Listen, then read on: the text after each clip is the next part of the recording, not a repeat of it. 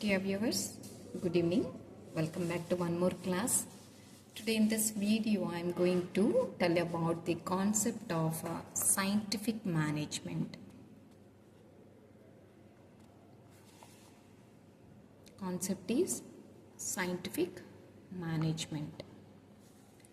The concept, the title itself, it states that the management is done based on scientific approaches. We all know that management performs number of functions: planning, designing, organizing, staffing, coordinating, cooperating, controlling, motivating. These are all functions.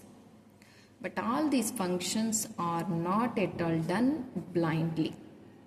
But we will be doing this management activity based on the scientific approaches. Right? Now, this is what actually the meaning of scientific management. When the management is done based on the scientific approaches, then it is called as scientific management. Then what is science? Science is a systematic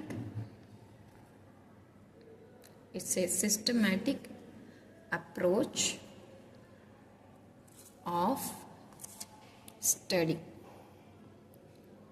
Okay, science is a systematic approach of a study. You are not going to study the concept blindly, but you are going to study the concept very systematically.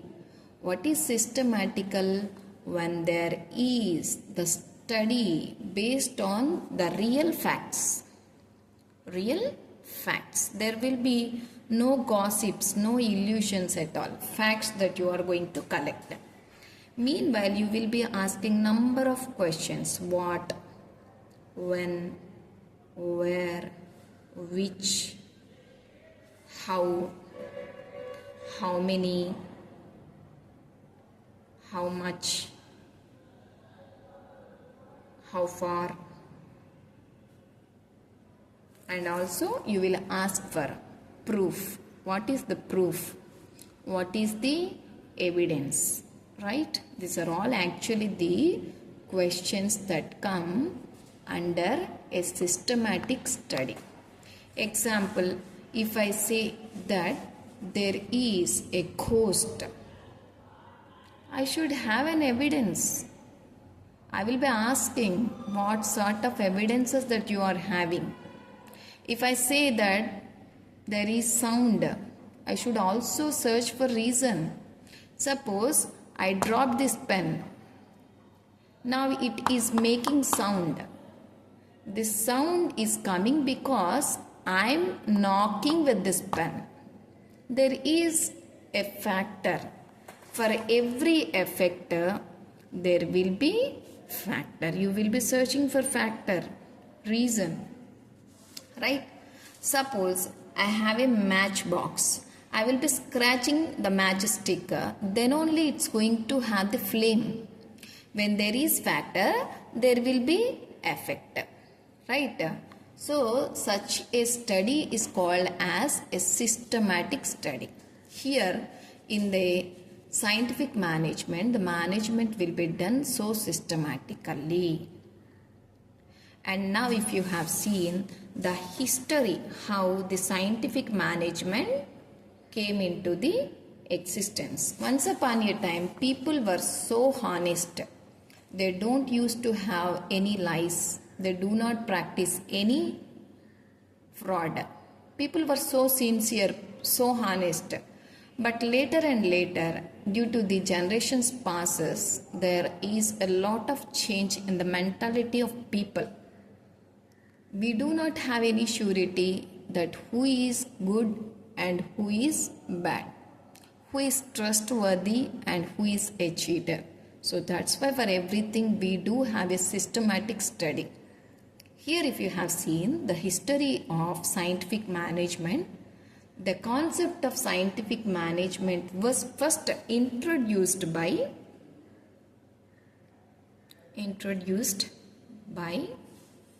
a person called F. W.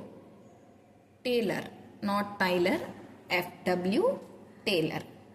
It is the short form of his name. Actually, here F stands for Frederick, W stands for Winslow, and Taylor. So totally his complete name is Frederick Winslow Taylor.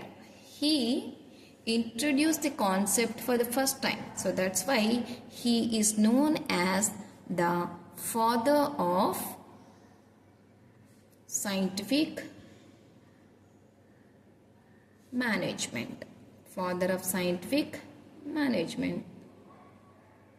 Right. Later another person, he developed the concept. Developed by whom? The concept of scientific management is developed by the person called Henry Fayol. Henry Fayol. That's why he is known as the developer of scientific management.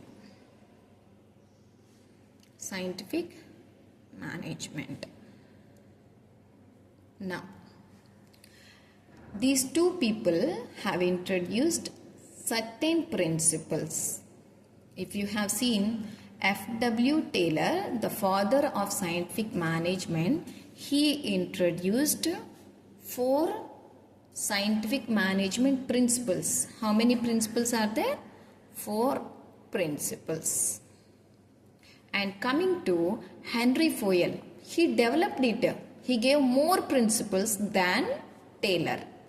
He gave totally 14 principles. How many principles?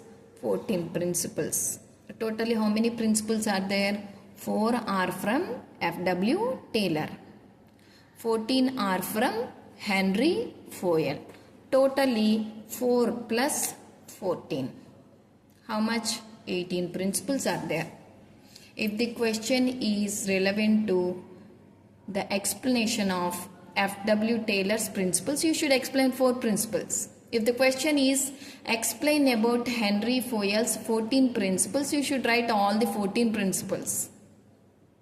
These 2 heroic personalities, F.W. Taylor as well as Henry Fayol, they become the heroes of scientific management.